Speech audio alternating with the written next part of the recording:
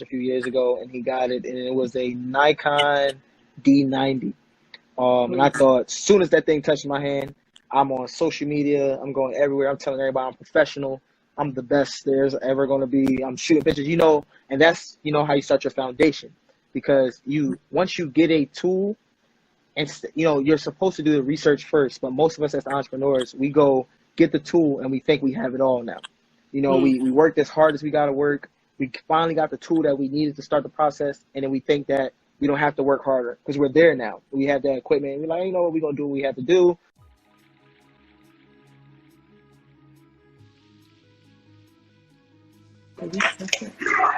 Hey.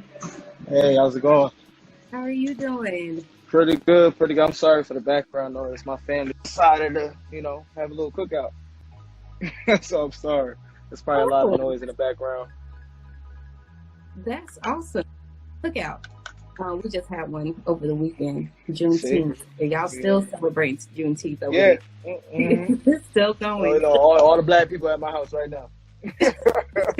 Everybody cooking out. Dogs and hamburgers and chicken to cook. I feel that. Yes, indeed.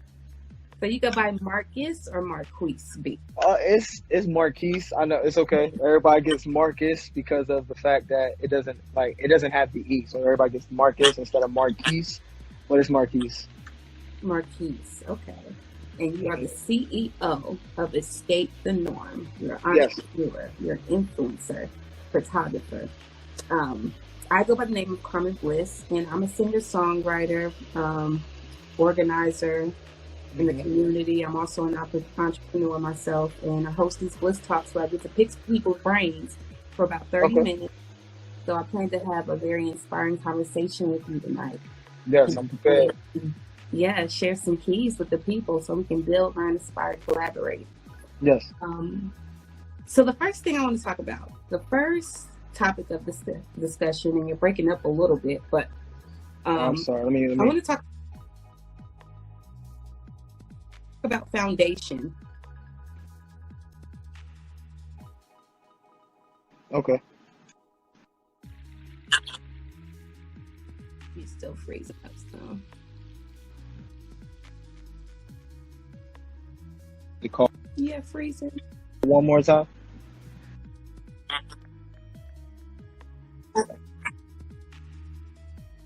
Yeah. I wanted to talk about foundation with you because you are an entrepreneur. Yeah, I can hear you. Can you hear me good? Yes. Okay, you can hear me. Okay, so I want to talk about foundation because as entrepreneurs, we struggle to get started sometimes on our journey. So I want you to go into detail about what you think your foundation looks like, and is it a sturdy platform for you as of right? I would have to say, are you asking how I started and how I feel about it as of now? Like, is it a sturdy foundation? Okay. How you started and how you feel. All right. So I'm originally born in New York. I'm from Southside Jamaica, Queens. I transferred from there in my middle school years, and I went to Northeast Philadelphia. My parents, they wanted a different lifestyle, stuff like that. I was something like the case may have been. I wasn't more so into the artistry field, but I always had an eye for fashion. Being in New York, everybody thinks New York is just like the top of the food chain, no matter what. I never felt that way while I was there. I just felt as though it didn't offer me enough, because everybody was, at that time I was growing up, was doing the same thing. Everybody wanted to be a ball player. Everybody thought he was going to be the next track star, or whatever the case may have been. It was more so the sports of graduating from school, going to college, being an NBA player or an NFL player, anything like that. My father was into boxing. He was into selling cars. He was into home improvement. So I was like a real handyman. But when I went to Philadelphia, I met a lot of people. I seen a difference of, their city life or their city area, whatever you want to call it. And I literally decided that there wasn't enough there neither. So I was like, what I want to do. I didn't understand it. I started looking up like different talents, different things you can be self-taught, you can teach yourself. And also I wanted to say, what can I do? What can I see myself as? I know I didn't want to be a police officer. I know I didn't want to work for the hospital or anything like that. So I'm like, what did I want to do that I can give back to people, or people can see my vision? So that's where I was kind of like stuck on. I was like, it took me a little while. And I started asking people, and I used to do hip hop choreography. And I used to go, like B-boy jams, breaking and all that. I thought I was going to be the next dances, the next You Got Served was going to be starring Marquis. I thought that was me. I was like, oh, I'm doing all of this. And then, and I, ended up getting sick. I became diabetic. And I was in the hospital for a long time. And then I seen this guy, like I was literally like really sick. And I went into like a little small coma for a couple of weeks. And this guy, he took pictures, and he was taking our pictures, like, family coming in. He was a camera. He had a camera. It was a Canon camera. He was a photographer for St. Christopher's Hospital. It's in North Philadelphia. And it was just amazing. Like, he just so focused. And I was like, you know what? Like, I asked him about it. I was like, what is it hard to get your job? As a little kid, you growing up, you just ask everybody about their job. You just want to know, like, if there was a possibility, you get your job, work for the hospital. I decided to keep doing that, and he just was filling me in. And he's like, "Hey, gave me his business card. He's like, if you ever want to learn, I teach lessons." My mother was like, "Oh no, I'm not paying for it." She didn't want to do it, and I'm just like, I'm of age. Excuse me. I can definitely do the research myself, and I did. And he actually started teaching me. He started teaching me little by little, and he had an old camera. He said he graduated from college a few years ago, and he got it, and it was a Nikon D90. And I thought, as soon as that thing touched my hand, I'm on social media. I'm going everywhere. I'm telling everybody I'm professional. I'm the best there's ever going to be. I'm shooting pictures, and that's, how you start your foundation. Because once you get a tool, and, you're supposed to do the research first, but most of us as entrepreneurs, we go get the tool, and we think we have it all now. We worked as hard as we got to work. We finally got the tool that we needed to start the process, and then we think that we don't have to work harder because we're there now. We have that equipment, and we're like, we're going to do what we have to do. We're going to make it. We're going to be successful, whatever the case may be. And that's what I felt. I shot on auto. Most professional photographers shoot on manual or whatever the case may be, but not me. I was just like, what? I can do it. I'll shoot this and shoot that. And I started bumping into photographers, more high-end photographers. And they're like, tell me about your camera and stuff like that. They was looking down on me, or whatever the case may have been, that someone would tell you the information. But then when I started seeing people, it was a competitive field. So, some would just down talk you, and you might have something better than them, or you might know a little more than them, but they didn't want to do too much of teaching because they felt as though you was coming after their position or their job. And that's another thing that we run into, like, these fights and these problems as becoming entrepreneurs, is because we all think about the entrepreneur business is all about us, like whoever you are as a person, but it's not. It's about every other entrepreneur helping another entrepreneur, because you don't want to work that 9 to 5 or that 7 to 5. You can open a building, and especially in North Carolina, I love North Carolina. You can build your business on these acres that they have for sale. That doesn't cost too much, and you can build your whole team wrapped around production. Just because you're a photographer doesn't mean you have to run the whole company. You can wrap around production, and you can teach other people what or they don't know, instead of investing it into these colleges that really don't care too much about what the students want to do. So I believe that that's what it was, and I just kept pushing towards it. And then it took me onto my foundation of, a little personal. I lost a lot of things in Philadelphia. I didn't have a great life. I met the mother of my daughter. My daughter's 5. I met her mother, and then that's when it really pushed me. Like, I'm a father now, and I had this camera, and I have a choice for college, or I have a choice for a 9 to 5. And I was like, college was not going to be my choice, but currently now I'm getting the knowledge from Full Sail University online for film production. But it's not because I don't want to learn on my own. It's because they give you the equipment, and I can use my self-knowledge and do that, because certain avenues and certain fields, we do need that education to be seen in certain atmospheres in other rooms. But I wanted to feel like the only person that looks like me in a room, and you're questioning me. That's what I wanted. So to want that much, that recognition or that power, I felt as though I would have to push myself beyond more heights. And then, I do believe in the Lord and everything like that. So by him putting my daughter in my life was my foundation growing out of the ground. That was somebody coming into it, because I feel as though at the end of the day, you have you have to care for somebody more than you care about yourself to be an entrepreneur. I really feel in that, and I don't say that, you don't know what self-love is or you don't understand yourself, but that foundation comes from loving others, because what is the reason your business exists? It's a service to somebody else. Exactly. You have to be of service to someone else. And I wanted to go ahead and address what Latrina put here. She wanted to know what age did you look for self-taught skills? Oh, you said what age did I start for self-taught skills? Yeah. Yes. Okay, I'm currently 26. I started at 22. I've been shooting since I was 18. But, like I said at first when I began, I was just really shooting more so thinking I was professional, that I have to learn the information. But I started at that later age because I feel as though my family wasn't supporting the fast food, because there's a lot of people out here that their parents don't support fast food, want to put you in a school because they don't think that you have the determination to sit there and learn from another person, and you're not chasing after it yourself. So some families force you to learn. So I decided to learn on my own, and I searched up my camera, and I wanted to learn like piece by piece. I wanted to learn on how to shoot outside, indoors, anything. And then a lot of things come from pushing you to learn is your customers.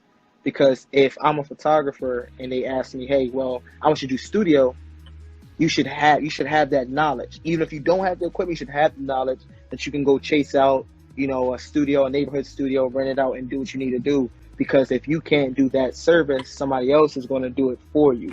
Yeah, we're actually going to talk about that, because you had a post and you were talking about that now that your quality has enhanced, that you were going to raise your prices. And so we're definitely going to talk about that. I did want to comment about what you said about entrepreneurs. You were talking about how entrepreneurs sometimes think that other people want their spot and want their place, but you talked about it as a business highway.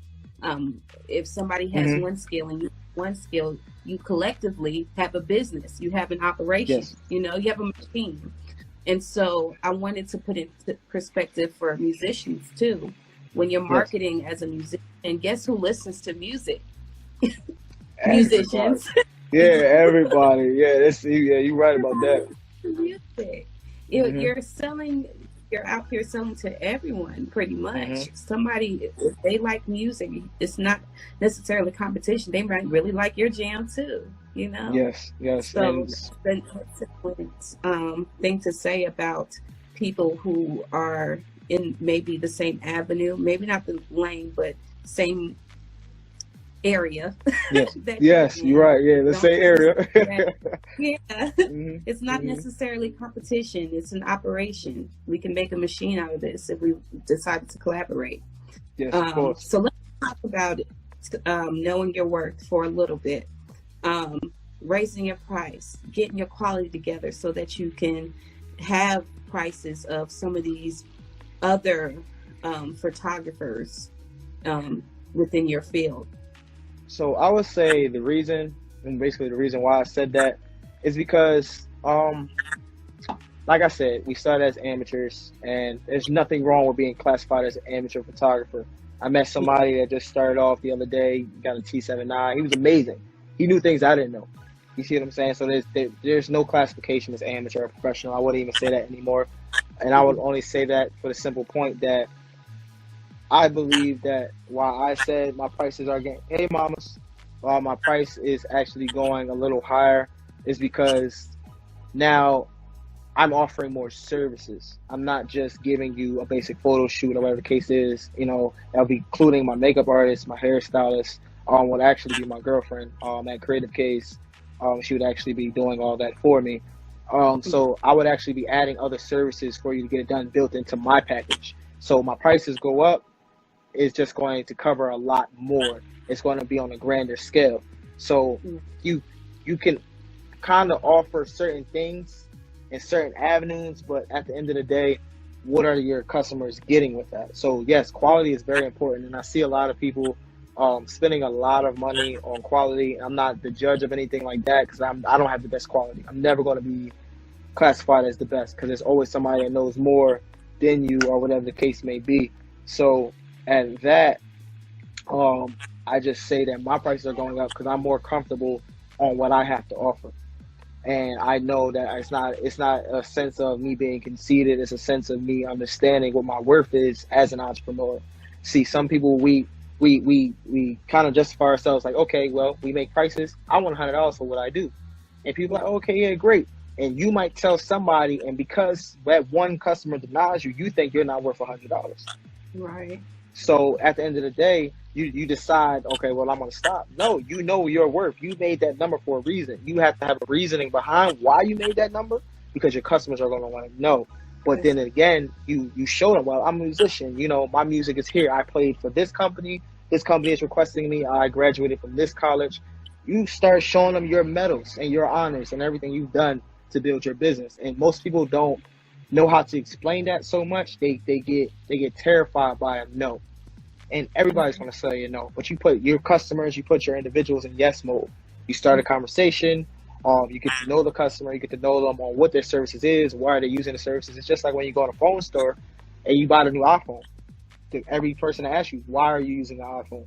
They might try to sell you an Android. You only want an Android, but they're going to sell it to you because the reasons you want a phone is more suited for this service. Yeah. Now, a reason why you didn't get the phone that you came in for originally, because it's not going to help your service. It's just the same thing with businesses. It's the same exact thing. You're going to go with the business, whoever has the model that can serve you the best. That's what you want. You want to understand what that is. And that's why, you know. So interesting that you put a time frame too on your price raises, because you were like, in 90 days it's probably going to go up some more. And I think that's a huge goal, like, to have for as an entrepreneur. Know Yes. that you're an amateur, and it's okay to give your, you know, generous discount Yes, for your yes. services at that point. But then when you get a little bit of experience under your belt, then it's okay. So in the next 90 days or whatever, I'm going to work on my skills. I'm going to get more quality, have more Yes. things I can add to this package so I can get the maximum amount of profit out of my work in time. I think that was really, really dope that you Thank you. actually were transparent with your customer base too about that you're growing as a Yes. photographer. That lets them know that as well. Yes, Um, she is. Yeah. I want to talk about your mentors. Do you have any mentors? I would have to say, as of now, I do. I have two. One is one of my friends that when I went back to New York, I had to get my life together and start all over. I went there, and one is Vignette Clothing. It's at VINYETT Clothing. I'll actually put it in here I'll tag it from my business page because I have it on my thing now. It's going to be below. He's one of my mentors, and I would have to say that because he taught me everything it is to know about business, like strictly business, on my reactions, my answers, my energy, everything, like anything spiritual, anything godly. He has taught me everything that has been about business. And he's like a close friend of mine. And then another one is the artist Mikael, and that is someone that lives out here and now. Is one of my close friends also, and he is in the music field. He makes amazing music, and I say artist instead of rapper because it's two different things. Rappers totally different from artists. Artists, they have a creative mindset. They create everything from beginning to end. A rapper, they go in there, you give them the mic, they like, I know what I'm gonna spit. That's it. I don't care about the beat. That's your job. That's your job. They go in there, they do their job, and then they're out. But an artist can critique their work. They can take constructive criticism, everything like that. And I actually met him the same way I met my other mentor. They both worked at Verizon, and I used to work at Verizon, but it was in two different time spaces. So it was just like, I believe in universal energy also, so it's meant to happen.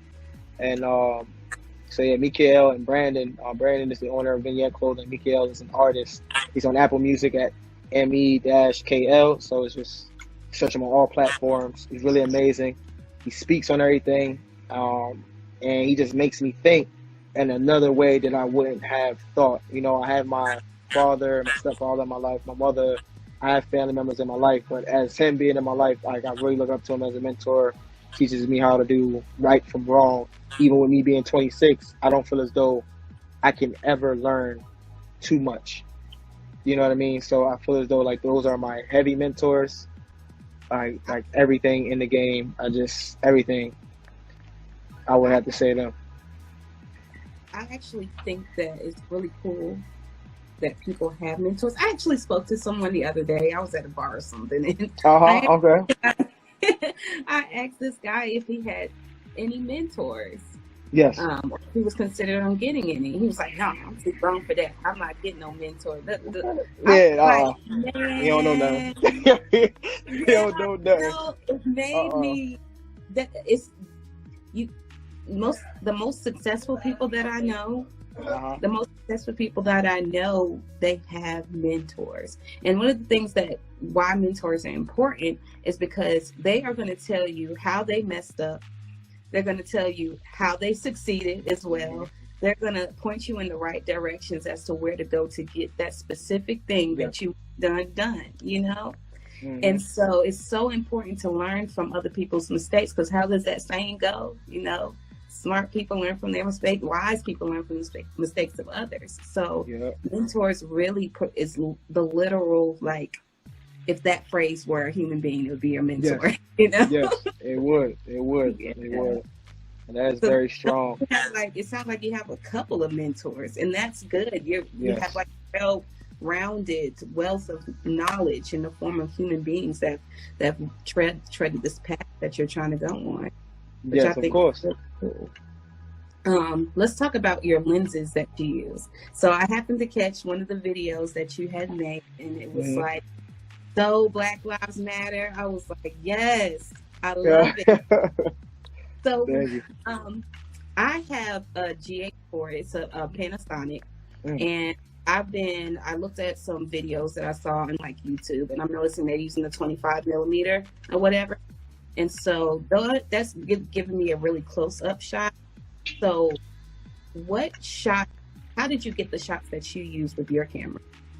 Now which one are speaking of? The recent shoot I just dropped about the Black Lives Matter? Yes. Mm-hmm. Or the video? The video. Okay. I would have to say I use the 85. Now, I wouldn't suggest really going in with the 85. This is like a little cheat code, so if there's any photographers listening, I advise you to take note. You would need two different lenses. Now, the 85 millimeter is good for depth of field. So whatever is in the focus point, you focus on that, and whatever is behind the object you're focusing on, or your subject, whatever case, your muse, whatever definition you want to use, will not be clear. So anything behind the subject of focus is blurry. And that's to give it that feeling like, okay, there's a lot going on, but this group of people right here, I want to focus on everything behind them is the past. That's the look I wanted to go with. That's the look that I want to. So everything like the pictures I dropped, the videos I dropped about it, the COVID-19 video that's on my YouTube, you can subscribe to that also. I have used everything with that. Now, when it comes to the up close and personal, I would say a 35 millimeter Sigma art lens. That's what I use for that. Now that's the 1.4. I use that only based off the fact that I want that clear, crisp cut. Everything I want to see if you're blinking, clear in quality. That's what I need for close up and personals, the interviews, anything like that. I would definitely go to that lens based off of the fact that that's my close up and personal. But that whole video that you seen was the 85 1.8. It was 1.8 Canon lens, EF Canon lens, 85 millimeter. And I love that lens for videography. I love it for photography. And I only say that also because it's a budget lens. Let's be honest. It's a very budget lens. It does a great job for the price. You can buy one. You can buy 85 for about a good lower than 350. Used, you can probably buy one like 260, 280. Used on Facebook Marketplace. It's great for photographers.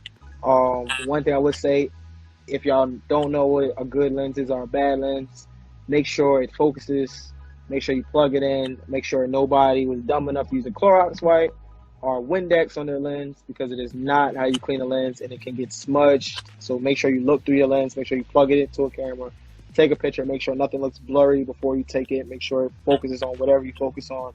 I bought a couple bad lenses during, my foundation and my time with photography, but The 85 was great, and I shoot with a Canon RP. As of now, I have another camera. You can't let all the tricks out, but Canon RP, I would say that there's another budget camera that you can get fast on the go. It's mirrorless, 4K quality with videography. I would have to say for the pictures, it's great. It has about 26 point. So that 4K, I wanted to ask you about that. Is that Okay. 4K to give you more of a cinematic video? I would say yes for the cinematic look, but you want a 16 to 35 to get close up in person, like I said, and you want the 4K. When you shoot on 4K, it does get a cinematic look, but the only way of really getting that cinematic look is also on what editing software you use. The editing software. Because wherever you port it into, it has to be ready, to edit in 4K. Most editing softwares do, but some people, they are not too beneficial. They have too beneficial to their business as of right now. They can't, may not be able, when they want to pay $10.66 a month for Premiere Pro, or they can't afford the Final Cut Pro. You have to you can use another software called LumaFusion. If you have an iPad Pro, if you're editing on the go, you can edit on your phone on the same file. You transfer back and forth. If you get LumaFusion, you can also transfer from LumaFusion to Final Cut or Premiere, so you can use After Effects on Premiere.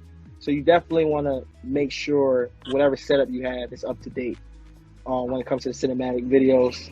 And you want to see what your ratio is that you're shooting on, like 16.9 or 24 frames per second, like what you're shooting on. I would always say 24 to 16.9 is great if you're going for the cinematic look. And you need a lot of B-roll with slow-mo. Right.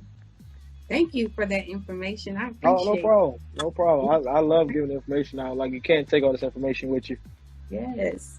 That brings me to my next one. When you say you can't take all the information with you, raising this next generation, it is up to us, honey. Yes, indeed. Yes, indeed. It is up to us. We're the grown-ups now. It seemed like yesterday we was in we was the young ones. But we are the grown-ups now. So let's hash out some of the things that we want to teach our babies when they grow up, so they can lead the way. Yeah. So I would definitely say for the next generation, it's all about picking up at an early age. You're never too young. My phone is dying, but I'll switch to my iPad if it gets closer. But I'm definitely saying that you're never too young. So for us right now, having kids, or you have your friends in the 30s, they have kids that's 8 or 9 or whatever, start them a small business. Whatever it is, make them the face of the business. Even if you have to run it in the background, give them self-control of colors, give them self-control of what the vision is. Because nowadays, the new generations, their minds are way more complex than we are. As we was younger, we was thinking about, we wanted the fast cars, we wanted all the clothes, the boys wanted the girls wanted the boys. They don't even think outside no more. Every kid now is attached to some type of media device, some type of technology. They're learning things faster than us. It's all about being like dancing. It's all about something. The dance moves making you famous nowadays. So things like that, let them use that. If they are in dancing and you see that they're dancing and they're more into social media and stuff like that, put them in dance classes. Tell them to start a little dance crew, whatever it may be, even if it's just for the summer, even if you just let them do it bit by bit. And don't be ashamed of being a jack of multiple traits. It doesn't mean you're the master of none. It means you're the master of many. And I say that because you have your whole life to jump around from what you want to try. So don't ever think it's too much time. I've seen, adults and, the gray hair, in the 60s and, the 50s, they're just now starting businesses and they're successful. Yeah. It's because they soaked up the information like a sponge. And before they let all that knowledge out into their business or into their craft, they studied it. They know right from wrong. They made all the mistakes. You make a mistake, you get up, you go back again. It is never, no one's perfect. Don't ever believe that because you see another individual have more than you, or their business is doing this, that, and the third. They had to struggle to get there. Don't believe the hype. Don't believe that nobody had to struggle. The more you struggle, you have to believe that it is going to change your life.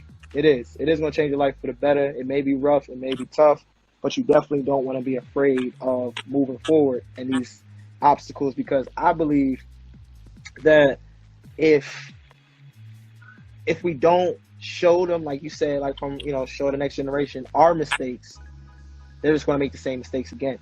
Absolutely. No matter what is going on in life, the government, whatever the case is, if they don't show their mistakes to the next man coming up, or the next woman coming up, the next child, or whatever the case may be, we're going to be in the same boat. And that's with everything. You can't be afraid of, okay, well, I'm in this situation, I'm in that situation. It doesn't matter. So keep it short and simple. Don't be afraid to fail, because you can get back up. Don't be afraid to fight for what you believe in, because not everyone has the same reasoning that you're going to have to fight for what you dream of doing or believe in. No one's going to have the same amount of energy that you put into your business, and they're not going to put that into you unless you put it into yourself. So you have to understand that you can't be afraid. You can't be afraid of change. You can't be afraid of judgment. Let them judge you. Let them believe whatever they want to believe. I hate being outside sometimes. But let them believe whatever they want to believe, because at the end of the day, you know right from wrong. And if it feels wrong, it's wrong. But if it feels right, it's right. That's just what it is. Yeah, I definitely agree with your points on what we should be teaching our children for the next generation, what we should be passing on. I also have a few things that I want to address and make known to whoever's watching this too, because I think these conversations we'll be having right now as our babies are getting up to an age. I don't have any children. I will one day. Yeah. Oh, it's gonna happen. It's gonna happen. Yeah. But I want the children to know how to, when they get to that level, when they're deciding to have a family, I want them to know the importance of being interdependent. I want them to know what a king and a queen is supposed to be towards each other. I want them to know how to be financially stable, like early on.